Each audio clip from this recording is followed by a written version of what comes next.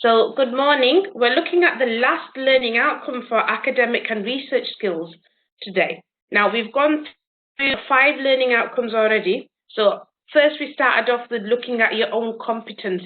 So, you looked at your own strengths and weaknesses. You'll have set targets, and then you'll have created a development plan. Learning outcome 2 was about research, because this is all about a research project that we're doing. So you looked at what primary research is. So primary research is fresh research that you create yourself. So like you going out physically door to door, asking people questions, you interviewing people, you talking to them on the phone, you creating a questionnaire or a survey. So that is fresh research that is focused on what you want to find out. Then we looked at secondary research. Now, secondary research is research that has already been done. So it's things like if you might look at a book or a magazine, a journal, anything on the internet, any YouTube channels, all of that is secondary research. So things that have already been researched for you. And then we looked at how to analyze examples of primary and secondary research. For learning outcome 3, we looked at how to take notes. So the first part was look at active listening skills, reading strategies. Then we looked at how to summarize and paraphrase information. We also looked at a new system called the Cornell note-taking, where we talked about how to split your page up so you can take effective notes. Now, that's particularly good, especially if you're thinking of going into university later on. It's a very good system to get used to. Learning outcome 4, we talked about how to create a plan. So on here, for 4.1, 4.2, and 4M1, you're going to actually create a plan. You're going to think of a title. You're going to carry out that research. You're going to put down your aims, your objectives, and then you're going to tell me what you found out in that research. So you choose what you like and create a research project. Yesterday, we looked at be able to produce the final piece of academic work. So you use your research plan that you've created at learning outcome 4, and you use the same information, but you create it into a more professional piece.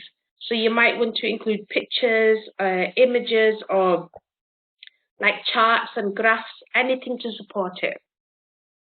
And today, finally coming on to what we're doing, we're going to be able to reflect on our own academic progress.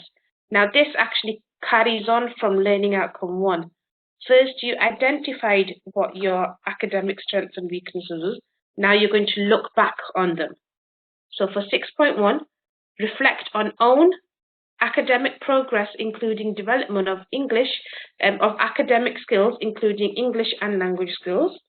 And then 6.2, develop action plan for further improvement. So I'm just going to scroll down to the indicative content just to see what it says over here.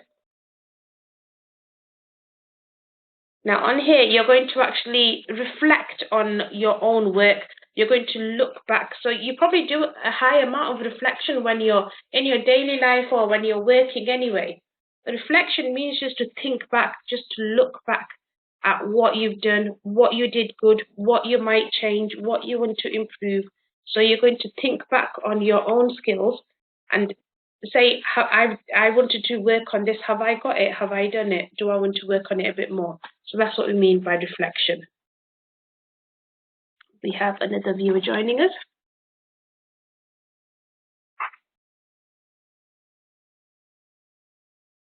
So I'll just wait for the audio to start before I carry on onto the PowerPoint. Hi, good morning. You've just joined us. Can I take your name, please?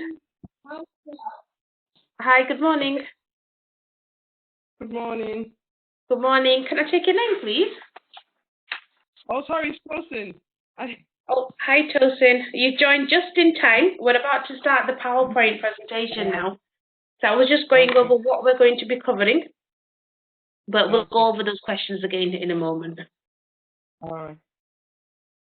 So just to quickly recap for you, we're looking at 6.1, reflect on your own academic progress, including a development of academic skills, including English language skills, and 6.2, develop action plans for further improvement.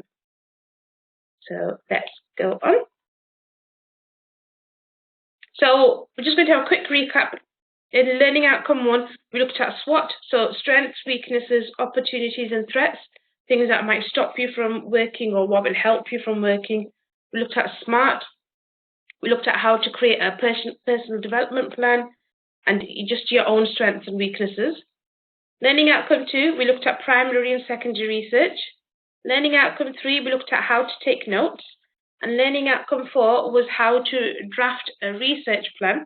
And then learning outcome 5 yesterday was to create that same research plan into a professional standard, make it a bit more fancy, make it nicer. So today, over the next 2 slides, we're going to look at reflecting on your own academic progress for your development of academic skills, which include your English language skills. So we're actually going to look at 2 theorists now. We're going to look at a theorist called Kolb, and we're going to look at a theorist called Gibbs. Now, they have some reflection cycles which actually help you to reflect on your own work. They let you know what you've learned, what your areas of improvement are, and obviously you can always get feedback from a family member, a supervisor, a colleague, and this section probably will be around about 250 to 300 words for learning outcome 6. Now, when we go on to Kolb's learning cycle, obviously it's a cycle, it's a circular motion, it feeds off each other. You've got a few different points on here. You've got concrete experience, reflective observation, abstract conceptualization, and active experimentation. Now I'll explain. So concrete experience is when you're doing something or you're having an experience, you've physically done this, or you've already, you're physically doing it right now. So for me, it'll be me right now, I'm teaching this lesson. The reflective observation is reviewing or reflecting on the experience. Now, what I might do after this lesson is finished, I might sit down, I might be working, and I might just think back on how I did. Is there anything that I did good? Is there anything I could have done better? Was I talking too much? Was I interrupting the students? Or did we have a good conversation going? So it's me thinking back on what I did, how I can improve it, or if it was good, how I can keep those good points in my next lessons. Now, abstract conceptualization is you're concluding, you're learning from your experience. So I've done something, I've thought back on it, and now I'm looking back at what I thought, and I'm thinking, right, I did this wrong. I was too fast. I spoke way too fast. I didn't give enough information about this section. How am I going to fix it? So this is me thinking about ways of fixing what I've done wrong, or making sure that I keep the good points within every session that I do. And then active experimentation is planning or trying out what you've learned. So for this, I might say, right, I didn't have a good interaction with my students today. I wasn't able to get them to speak to me as much. What I want to do next time is I'm going to get them to do a quiz. I'm going to start picking on them and asking certain people for their views and opinions. Or I might decide that, okay, let's not have a physical lesson today. Let's just have a team building exercise so that we can be comfortable with each other. So you're experimenting using different techniques. Now, after I've done this will be in a lesson, so I'll go back. And obviously that's me doing it concrete. So it just goes in a circular motion. You're constantly doing and learning and reflecting and trying to fix things or trying to implement them to be better. So has anybody got any questions about this learning cycle you'd like me to go over?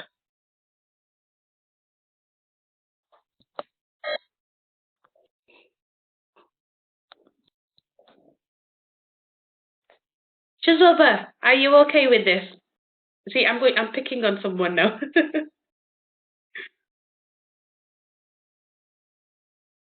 Yeah. Fantastic. Right, let's go into the Gibbs.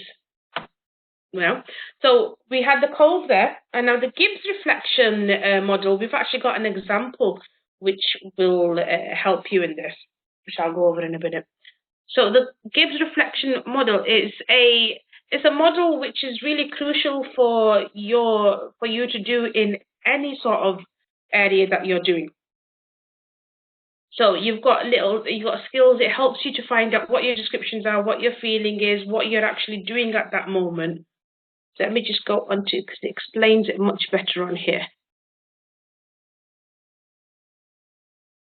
So the Gibbs reflection model is the model that you're using mostly for this. You're going to describe what you were doing. You're going to put down your feelings. You're going to evaluate how you felt, and then you're going to analyze what you might change. Then you're going to conclude and put an action plan. Now, I'm just going to go through this. So somebody used the Gibbs reflection model here.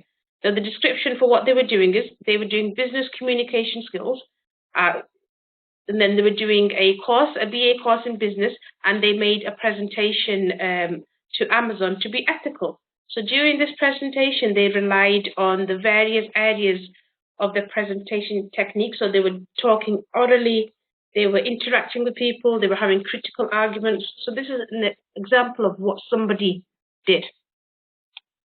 Now I'm just going to read through these points as if I've done this. So the feeling, so during my presentation on Amazon, I was very stressed. How to professionally interact with the professional people. So this person, during the presentation, was extremely stressed. They didn't know how to interact with other people, with professional people.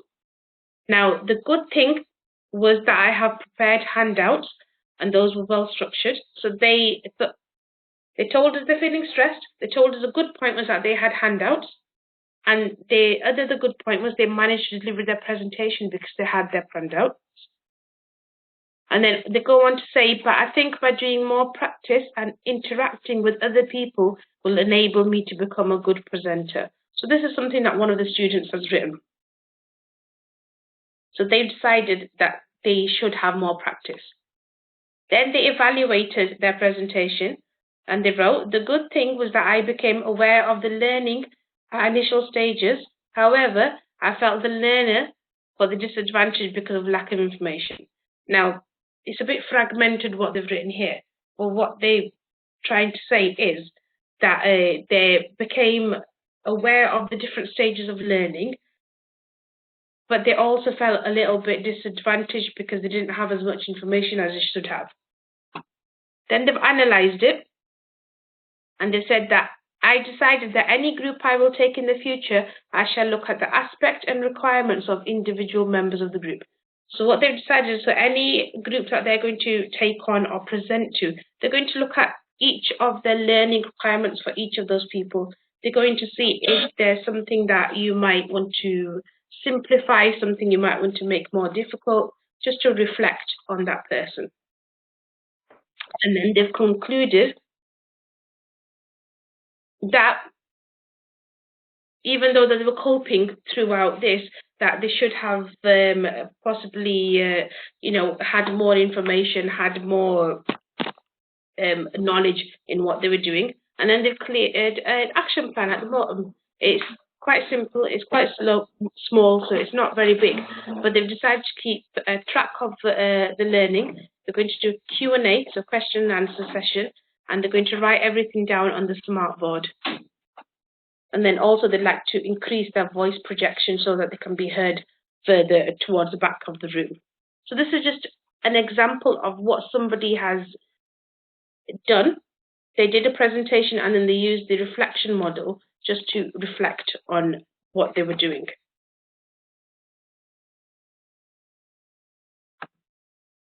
And it's the same thing here. So that's it. So you're going to look at your, so these models here, they just actually help you to understand how to reflect, what parts to look at. Even if you write a couple of paragraphs and saying that I want you to work on my math skills, or I made an oral presentation to a group of my fellow peers, to my fellow students, and I felt like I was mumbling at times, or I felt that I was talking too fast, or I felt that people were not paying attention because I was giving too much information. I'd like to fix it in this, this, and this. This is what I would change. This is what I would do differently. Has anybody got any questions for 6.1 over what we talked now?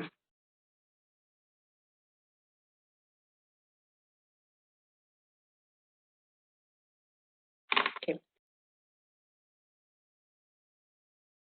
Let's make our way to 6.2 now. Now, this is quite explanatory actually. What you're going to do is develop an action plan for further improvement. Now, if you remember, let me go on to here.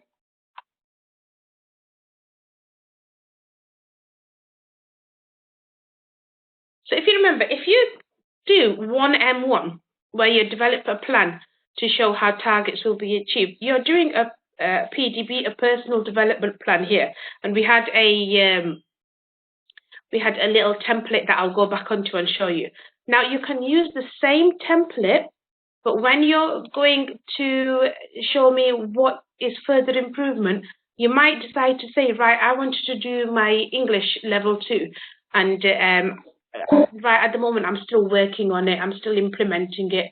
Or you might say, I wanted to, you might have had a point saying that I wanted to look at the policies and procedures on health and safety within my workplace and familiarize yourself with them.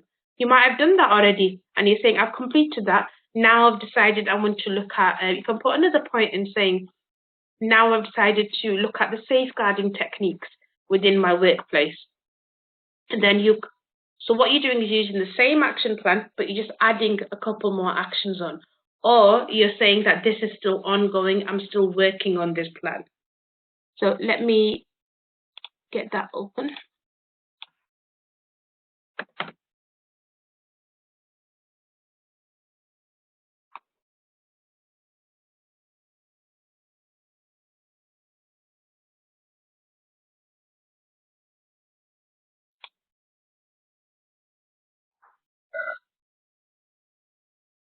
There shouldn't be a moment now.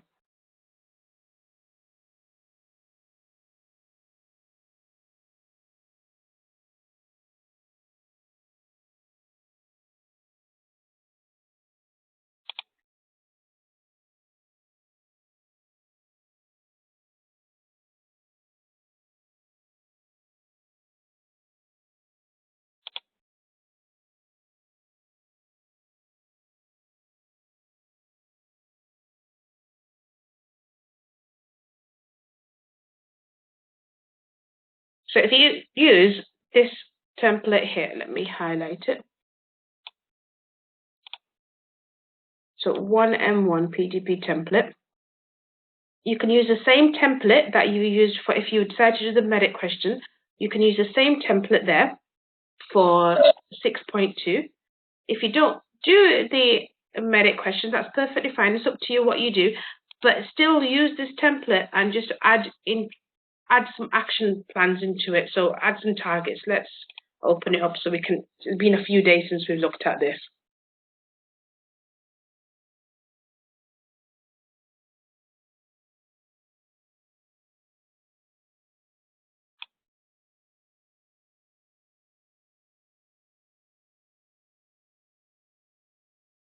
They're just filling out. So, for example, some of you would have had a target saying you want to do your level 3 HSC course.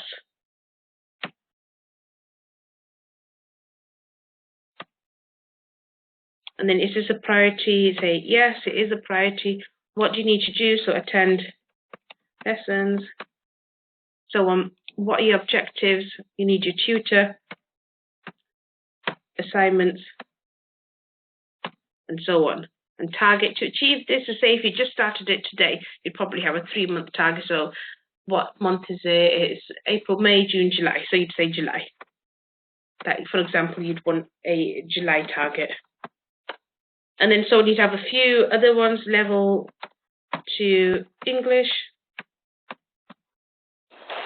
level 2 math, and so on. And then obviously you have the same sort of, oops, got that wrong there.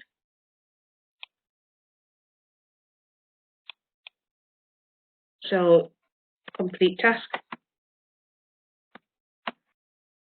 So these would be your original targets, for example. Yeah. So maybe you want to do this in 6 weeks. So say May for this. Now these would be your original tasks. You might even have one say apply to university. And then you do fill out UCAS form. And then target date. So by the time you apply, you might want to apply by, say, August. Now, these are your original targets that you would have had for 1M1. Now, when you've thought about what you've done, you'll obviously have reflected on your own skills. So what are your development plans? Now, they don't all have to be course related. They can be things like learn how to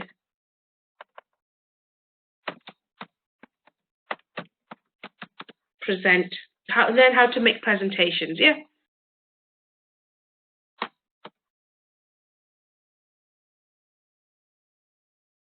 And then they could also be learn the safeguarding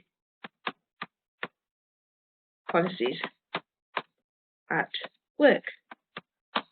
Excuse my handwriting, got odd commas coming in everywhere, and so on. So you've got, these could be your extra things that you want to do. You might want to explore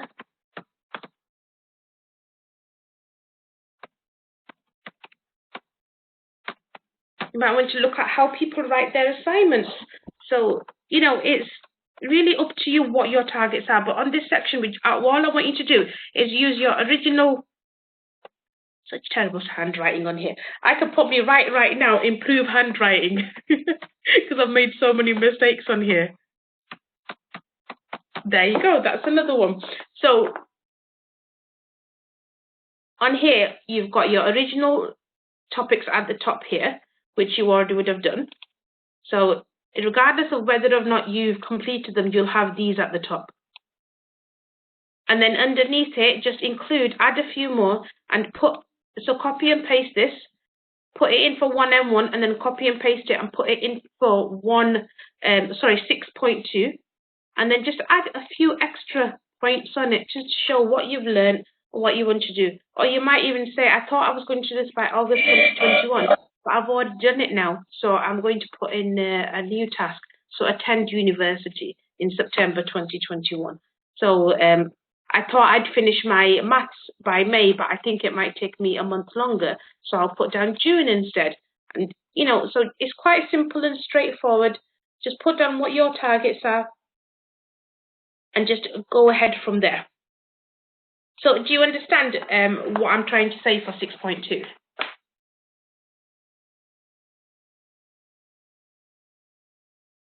If there's any questions, please ask. Otherwise, I'm going to think you're clear on here. Sorry, I'm not quite sure if I understand.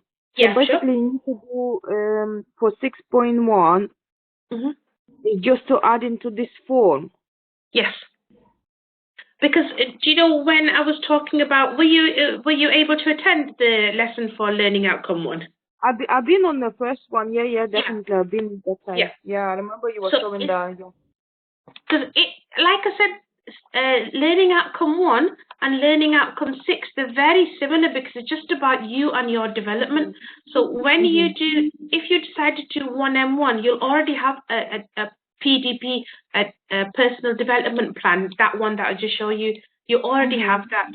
So it makes no sense in you creating a brand new one.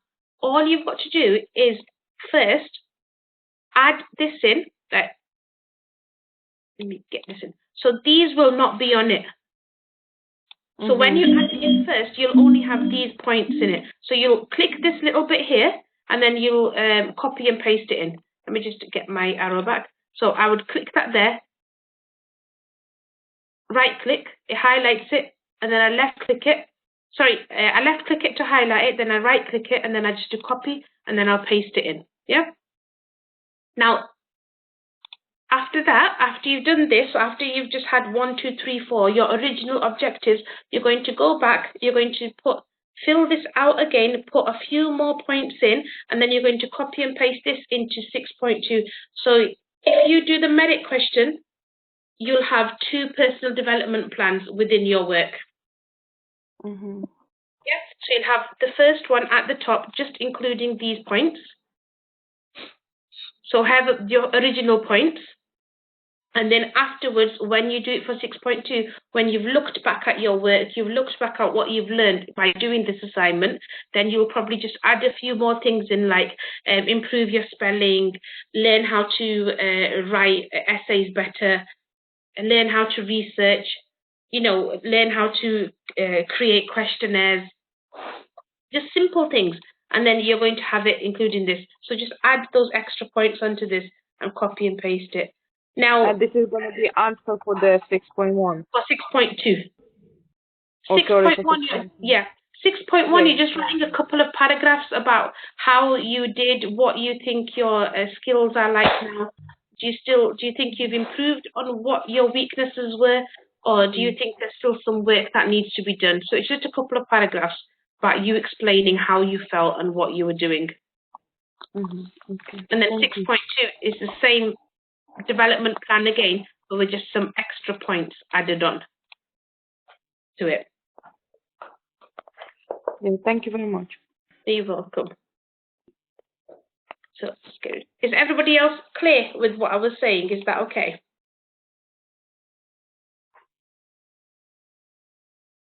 So I'm just going to turn the recording off.